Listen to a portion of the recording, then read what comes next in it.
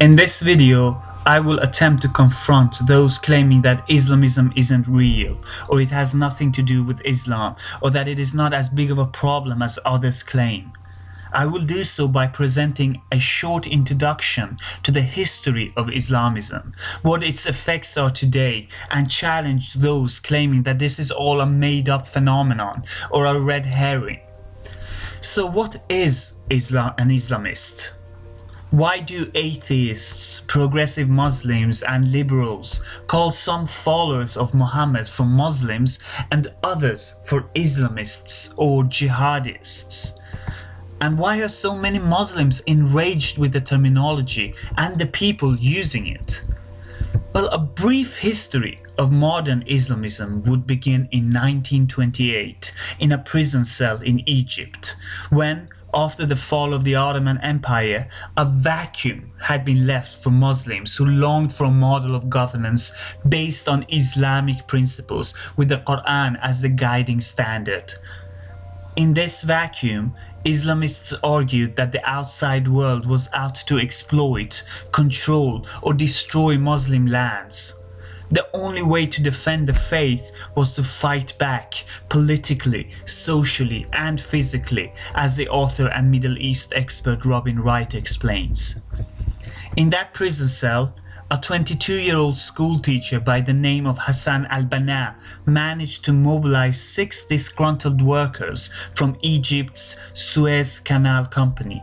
Even though the group was initially a social and religious protest, it soon spawned into the Muslim Brotherhood, and the world witnessed the birth of the first popular Islamist movement. The Brotherhood soon grew into more than 80 different branches worldwide. The model for the Brotherhood, which fused Islam with public services such as healthcare, schools, clinics, cooperatives, welfare and infrastructure, became the standard for other Islamist organizations to follow, and was adopted, emulated and replicated by the likes of Hamas, Hezbollah, Hizb ut-Tahrir, Jamaat Islami and the Taliban, to mention a few. The common interest of Islam as the core principle was what brought together Arab nations such as Egypt, Syria, Morocco, Iraq and Jordan in their offensive against Israel in 1973 Yom Kippur War. Egypt's attack was even named Operation Badr after Prophet Muhammad's first victory in 623 AD. Although the operations were a failure, it still led to certain rewards, such as the principle of land for peace. Thus, Islam became a mobilization tool for pan-Arab collaboration. This was the seed of what has today become a global force and has inspired the wish to implement a model of governance based on Quranic and Islamic principles as an alternative to democracy, monarchy, autocracy, or secularism. Islamism today has mutated into numerous factions, some of which are incompatible with each other, but all with the same ultimate goal: to implement a theocratic model of government and ruling upon society. The interpretation of Islam and the Quran differs from movement to movement, from exclusively theocratic groups such as ISIS to compromised political organizations such as the Muslim Brotherhood, who maintain that Islam is the core principle but have also incorporated aspects of socialism, democracy and market economics. It can manifest itself in the form of clerical rule, such as in Iran and Afghanistan during the Taliban regime, to theocratic monarchy, such as in Saudi Arabia, to militia dictatorship, as was the case with Sisi's rule in Egypt. Today, Robin Wright estimates that more than 50 Islamist parties or movements have mobilized tens of millions of supporters for elections in several Arab countries. They won the right to form governments in Egypt, Tunisia and Morocco. Others were also gathering steam in Syria, Iraq, Yemen, Libya and Kuwait. Altogether, they accounted for more than half of the Arab world's 350 million people. Their tactics differ vastly, and in fact, the vast majority of these parties have renounced terrorism and violence as means to an end. Thus, we need to introduce the term jihadism to the minority of groups who do advocate the use of force to achieve political goals, to differentiate them from non-violent factions. And although, as explained, it would be a fallacy to claim that Islamists are a homogeneous group, just as much as saying that Muslims are a homogeneous group, it is important to acknowledge that all Islamists have an anti-democratic and anti-secular agenda. For none of them is Islam just a personal faith, but a blueprint for governance, society ruling, and control of the citizens. So, with this introduction in mind, we shift our focus to the apologists of Islamists in the UK. On the 31st of January 2016, BBC's The Big Questions held a discussion on whether there needs to be a British Islam. As expected, self-appointed spokesmen and women objected obstreperously and claimed insult over special treatment of Muslims over other religious groups. The question reflects the worries and fears people across Europe feel for Islamists. Fears and worries that have manifested themselves in the rise of right-wing extremist parties across the continent. This was therefore an ample moment for common Muslims to allay those fears by demonstrating allegiance to British secular and democratic values. What happened, however, was precisely the opposite. Razan Nadeem, member of Muslim Public Affairs Committee or MPAC, an apparently self-appointed spokesman for all Muslims, and master of the art of water battery, insisted that there are no problems within the Muslim community. He pointed to Muslims in Bradford helping their fellow citizens out during the floods and claimed that it was their faith that was the motivating factor behind their altruism. How he knows this remains unclear. Adam Dean, head of outreach at Quilliam Foundation, explained that there is a minority of Muslims who are gathering the spotlight in the UK, spouting extremist ideas and anti-democratic propaganda. These people, and it won't take much of an effort to think of at least 10 names fitting such description, claim to be inspired by their faith just as much as those helping out in the floods. But Razan Nadeem assumed the arbitrator role of deciding who is a real Muslim and who isn't. On the topic of extremism, Adam Dean explained that it is people who adopt a literal, puritanical interpretation of the Islamic texts. A completely uncontroversial and undeniable fact, you might think. Not so, claimed Sahar Al-Faifi, geneticist and community organizer. These things have nothing to do with extremism, apparently. When Tehmina Kazi of British Muslims for Secular Democracy spoke out against Sharia courts, she was told by the aforementioned Razan Nadeem and Fazal Dad, Imam of Abu Bakr Mosque in Bradford, that these so-called courts are pretty much non-existent, and those that do exist are not courts but benign arbitration councils that complement the judicial systems in the UK. In fact, every single question that arose was denied, deflected and refused by the spokespeople for Islam on the program. Don't white males also commit violent crimes? Aren't women subjugated in society in general and not just in Muslim communities? Doesn't Quilliam exasperate extremism, which by the way doesn't exist? Sahar Al-Faifi claimed that the majority of Muslims do not believe that apostates should be killed, and by saying it is a problem, people like Adam Dean are feeding into anti-Muslim narrative and Islamophobia. In a moment of blink or you'll miss it, Sahar actually debunked and contradicted her entire argument with that comment. She said that the majority of Muslims don't believe in death for apostates.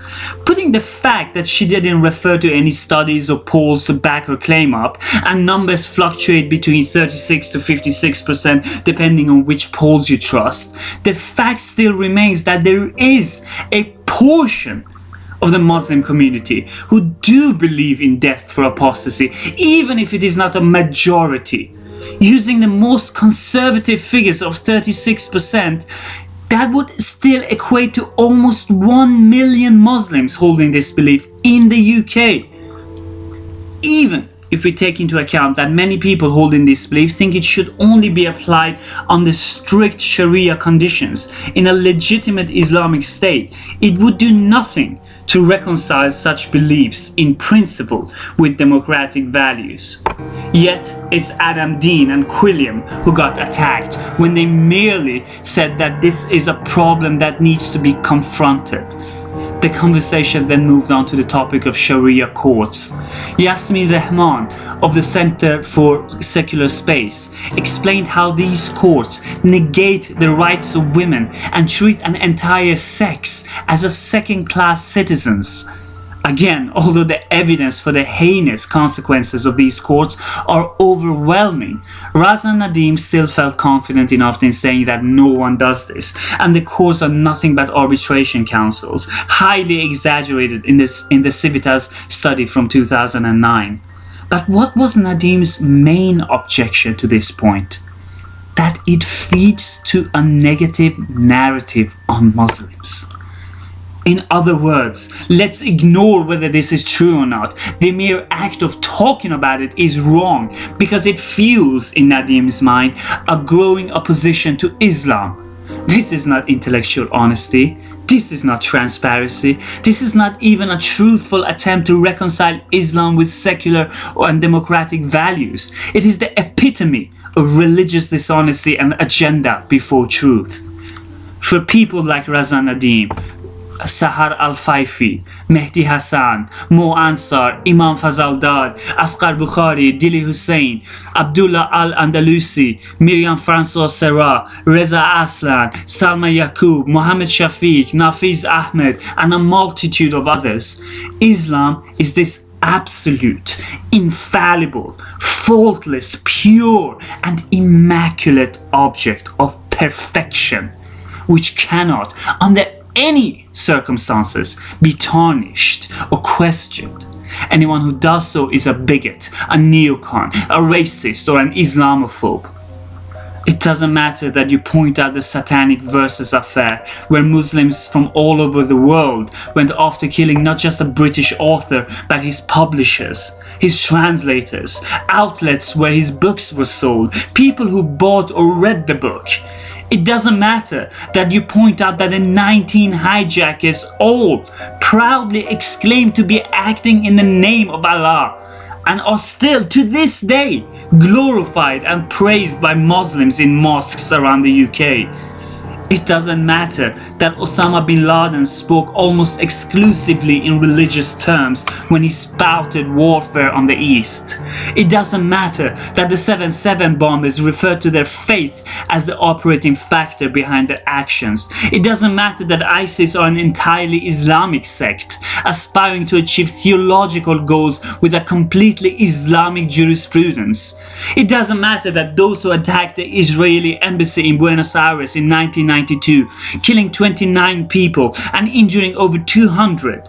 The US embassy bombings in Tanzania in 1998, killing over 200 people. The murder of Theo van Gogh in 2004. The Bali bombings in 2005.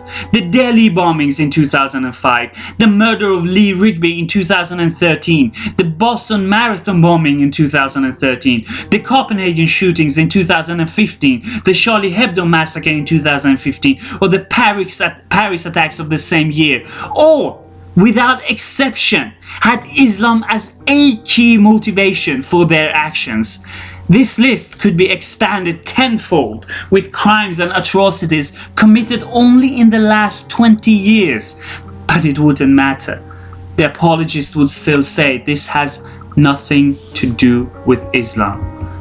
It doesn't matter that 100% of the approximately 4,800 people from Europe who have gone to Syria and Iraq to join ISIS are Muslims. It doesn't matter that 9 out of the 10 worst countries in the world to be a woman in are Islamic. It doesn't matter that report after report, study after study, research after research shows Sharia courts in action here in the UK and the detrimental ramification of these for women. It doesn't matter that all over UK Muslims are declaring beliefs in Sharia, in killing apostates, in establishing the caliphate, in support for suicide bombers, in theocracy, in honor killings, in the imprisonment of women, in the decapitations of limbs for people, in homophobia. Every single one of these are due to various interpretations of Islam, but the apologists wouldn't have anything to do with it. This has nothing to do with Islam, they proclaim proudly. Unfortunately, they have shouted wolf one time too many. And this is where the problem lies. When the average person not only reads or hears about all these anti-democratic sentiments and actions, but sees it on a daily basis, now knows that these people are lying. Imagine being such a person and seeing every spokesperson for Islam denying what you know is a reality, with an embarrassment of riches for evidence to back it up. Imagine hearing Raza Nadim saying that white people also kill people, or Mehdi Hassan saying that George Bush's war in Afghanistan or Iraq doesn't mean that all Christians are bad. Imagine being so tired by all these hypocrisies and lies. And then imagine the one organization that does acknowledge these facts and says something should be done about it, namely Quilliam, are told by these spokespeople that they have zero support in the Muslim community. Imagine the conclusion of that statement. An organization devoted to defeating extremism doesn't have any support from Muslims? What does that tell you? Luckily, this is just another lie. In fact, thousands of Muslims support Quilliam, and the vast majority of Muslims in the UK are peace-loving and hard-working, democratic people with the same hopes, desires, ambitions, challenges, complaints as any other Brit. But the message these apologists send out is one of complete denial, that everything is fine with Islam, that there are no problems, and anyone saying there is a bigot and an Islamophobe. Imagine the vacuum this creates, and the people who are more than keen on exploiting this vacuum for political agendas by playing on people's fears, a strategy that has proved incredibly efficient in the past. There is a problem in the House of Islam. This isn't solved by pointing to 1.5 billion followers of the faith, or ask whataboutery questions about other sections of the population, or denying the problem even exists. It's not a question about majority. It's not a question about what the true Islam is. No one cares about that apart from Muslims or theologians. It's a question about how to eradicate those barbaric, anti-democratic, anti-secular and violent beliefs that are motivated by an interpretation of Islam with people holding such views, regardless of the number. And just as it is irrelevant that only a minority of white people belong to fascist or racist or bigoted movements, it is completely pointless to get caught up in numbers of Muslims holding aforementioned views. There is a movement in the world called Islamism. This is real. It has gained enormous strength in the Middle East, and in the West it has a foothold within a minority who tend to be the loudest and most visible. It is the responsibility of all people, including but not especially Muslims, to oppose any and every mutation of this movement. We do have a problem, and the first step of solving any problem is to acknowledge its existence. Thank you very much for watching this video. Please do subscribe and follow me on Twitter at @AmirPars_. All the best.